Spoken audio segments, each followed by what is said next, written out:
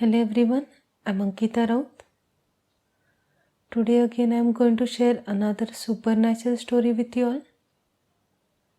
Up till now I've told you short angel stories, but this story is going to be a bit different. This story is going to be a bit longer and darker. So be prepared.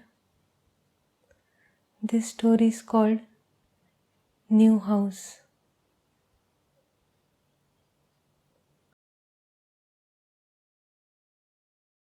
It was Saturday afternoon. Richard Jones was very anxious and stressed out.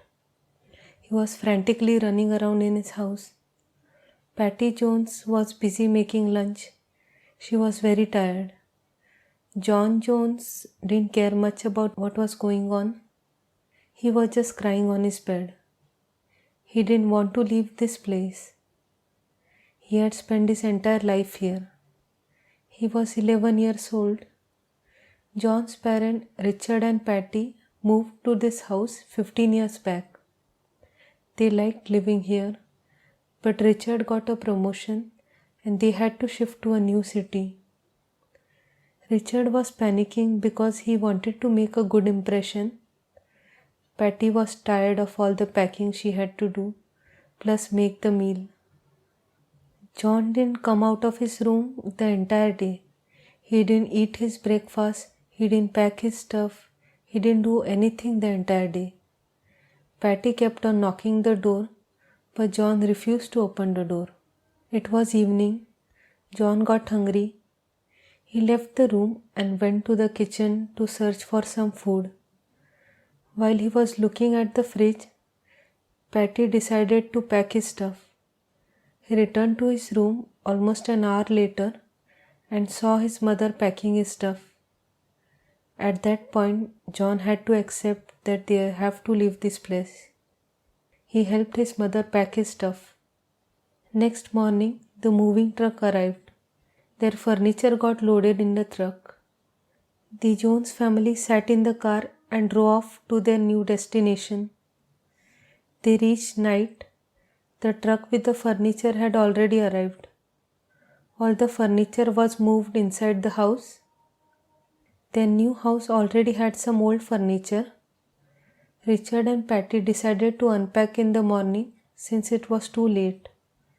They were very tired, especially Richard, who had to drive for 12 hours. Patty ordered some food to eat. She was standing in the lawn looking at the neighborhood. She saw one of the neighbors looking at her through the window.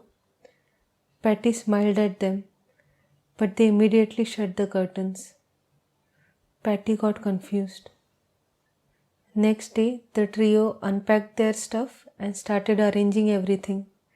The house was very dusty, but they somehow managed to get everything arranged in 3 days. All three of them were very tired and weak. They developed a mild fever. Patty thought this may be due to all the cleaning and eating outside food, so she decided to cook a meal from now on. She went to the grocery store to get some food for the family. She saw a woman looking at her. She smiled at them, but they didn't smile back. They were looking at her very intensely. Patty felt bad. She thought maybe the neighbors are not very friendly. She went to the nearby grocery store and got all the stuff she needed. When she was returning to home, she saw her neighbors standing in front of the house gate. When they saw Patty, they smiled at her. Patty was surprised. She didn't expect this reaction. She smiled back. One of the neighbors said, "Hi, I'm Angela. I live beside your house. I saw your family shift here few days back." Patty said, "Hi, I'm Patty. Yes, we shifted here few days back. We are a family of 3, me, my husband Richard, and our son John." Then Angela said, "I live with my husband Carl. Our 2 sons are living somewhere else." The other neighbor was the same woman who Patty saw while leaving the house today. She was still staring intensely at Patty. Then Angela taps on the neighbor's back and she got out of the trance. She then asked Patty, "Are you all right? You look ill." Patty responds, "Yes, me and my family is not feeling well." The neighbor freaked out. She started breathing heavily.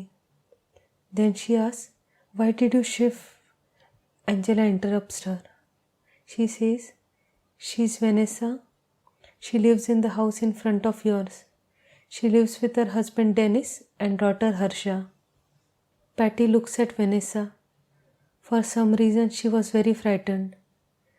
She then says, "I need to go home and do the dishes," and immediately leaves. Angela waves Vanessa goodbye and then looks at Patty. She says to Patty, "Don't mind her. She is a reserved person. She gets paranoid quickly. Don't take her very seriously. She sometimes says weird stuff." Patty asks Angela, "What kind of weird stuff?" Angela says, "She watches and reads a lot of conspiracy theories and news. That's why she is constantly paranoid and nervous. She fears everything, especially new people."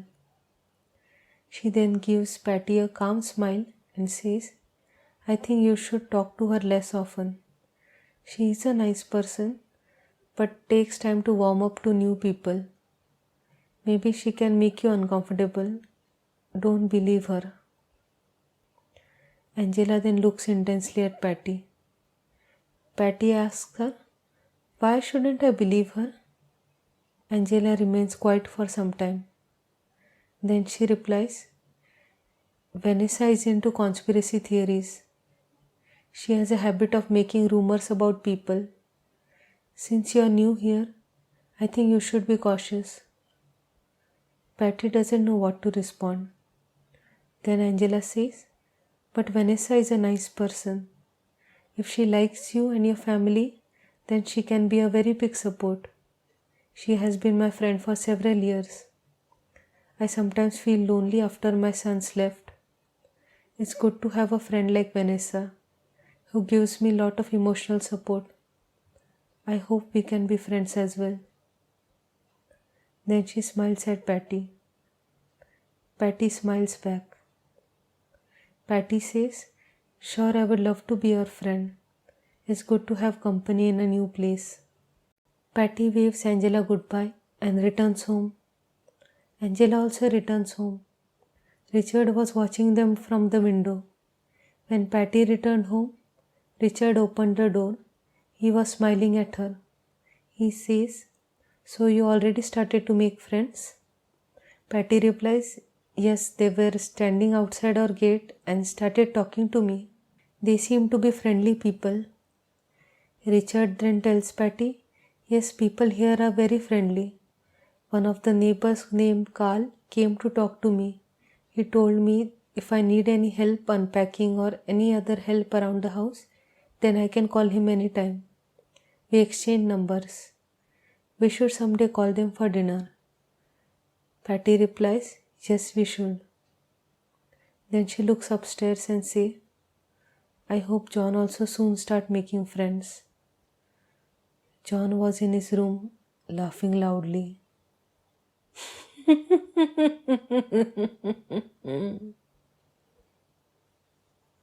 Next day, Richard calls Carl and asks him and his wife to come at their place for dinner tonight. Carl accepts the invitation. Later that night, Carl and Angela visited their house. They brought some chocolates and champagne. Patty had prepared a feast for them. Everyone had a good time. Angela and Carl returned home. Richard and Patty went to sleep. John was in his bathroom brushing his teeth. A shadow passed by him. John looked at the shadow and then started laughing. Next morning, Patty woke up late. Luckily, the summer vacation was going on and the school hasn't started yet. Richard had a holiday in his office. He was fast asleep. Patty tried to wake him up, but he was too sleepy to get up. Patty went to wake up John. John was already awake and sitting on the bed. Patty saw him reciting some verse.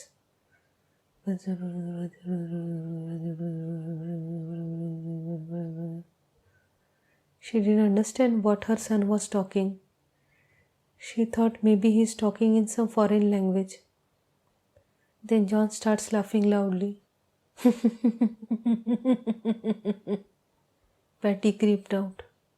She scolded John and told him to stop laughing. She told him, "Stop laughing without any reason. Only mad people laugh without any reason." John then looks at Patty and says, "But I'm not laughing without any reason. I'm laughing at the joke my friend told me." Patty was annoyed. She told him to get out of his bed, get ready, and come down for breakfast. Patty then leaves the room. John then says, "Why don't you ever talk to my mummy papa? They are nice people. They would love to hear your jokes." There was no one in his room other than him. In the afternoon, when the trio were having lunch together, Patty asked John to go out and make some friends. John tells her, "I've already made a friend here, Mummy." Then Patty replies, "That's nice. What's his name?" John says, "His name is Teddy. We talk every day." Patty remembers when she was passing by John's room, she heard him talking to someone. She thought maybe he exchanged numbers with one of the neighbors and talking to them on phone. Patty says, "That's good to hear. I'm glad you have started to make friends. But don't stay inside all day. Today I will take you to the nearby garden. You can make some more friends there." Then John replies, "But I want to spend time with Teddy." Patty tells him, "Then call Teddy and tell him to meet you in the garden." John remains silent for a few minutes.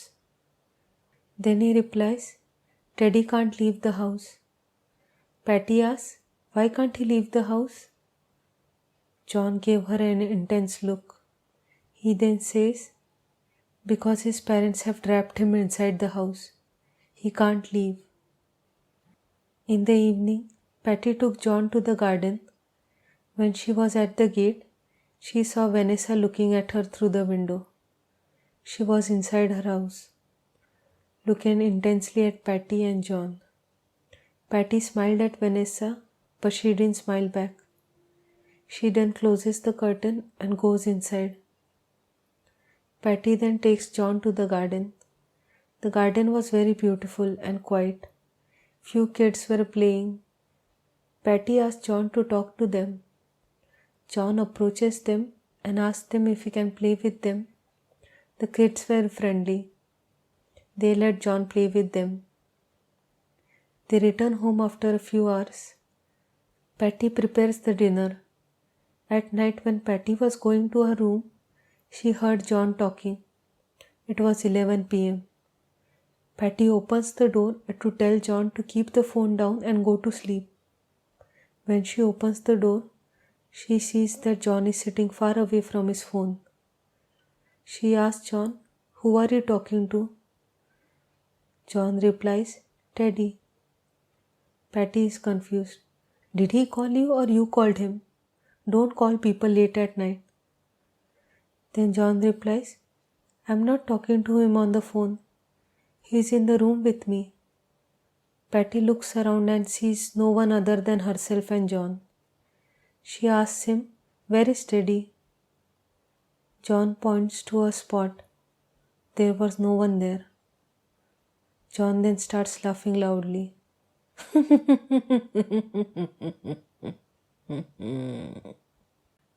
So, this was part 1 of the story.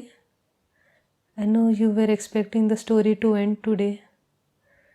But like I had mentioned, this story is going to be a bit longer. And in this story, I've used my own paintings. The portraits are made by other artists. I would give them credit in my description. And the other paintings are made by me. In future I'm thinking of making the portraits as well. I don't have habit of painting. I'm painting after a long time, and I had to make multiple paintings in short time, so I couldn't manage to do everything, and now paintings are a bit amateur. Now hopefully my paintings will improve in future. If you have any feedback related to the paintings or the story or any other kind of feedback, feel free to share it in the comments. And if you enjoyed this story, then please like and share it, and please subscribe to my channel. Next part of the story is going to be next week, so hopefully I will see you next week as well. For now, bye. See you next week.